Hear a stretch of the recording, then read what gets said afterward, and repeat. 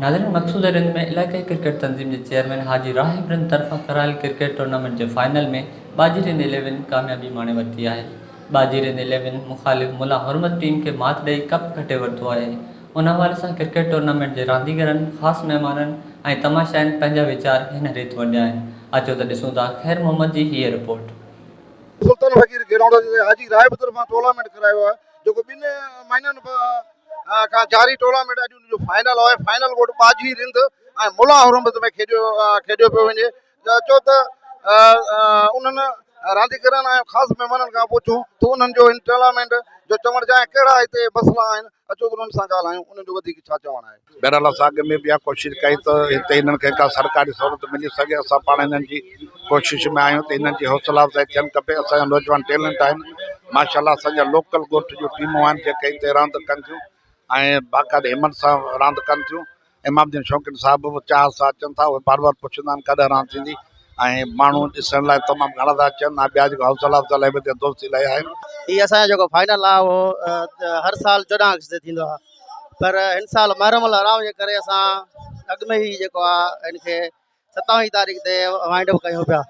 छो 27 खां बाद में महरम हराम आहे असां कोन था कराए नथा सघूं।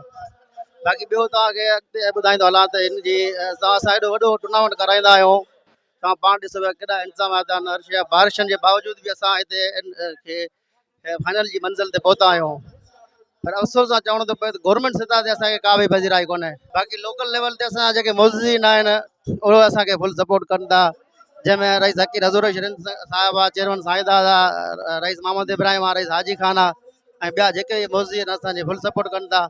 बाक़ी असांजे जेको सेनेटर आहे मोहतरम इमामुद्दीन शौक़ीन साहिब उहो बि असां वटि हिते हर साल अचनि था ऐं असांजी बहितरीनु जेका आहे पज़ीराई कनि था ऐं असांखे बहितरीनु हिते इन जे टूर्नामेंट खे सपोर्ट कनि था।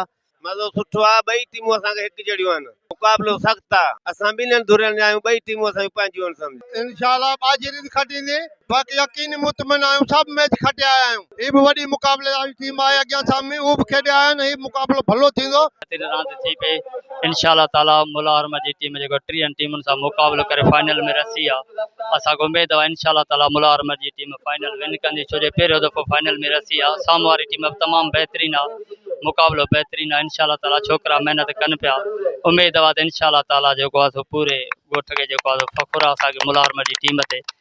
तव्हां जो ॻाल्हियूं ॿुधियूं। इन जो चवणु आहे त टूर्नामेंट असांजो हर साल वांगुरु इन साल बि 14 अगस्त जे सिलसिले में पर महरम जे हवाले सां जेको आहे टूर्नामेंट 14 अगस्त में अॻु में करायो वियो आहे ऐं बरसाति हूंदे बि हिते टूर्नामेंट जेको आहे सो जारी आहे।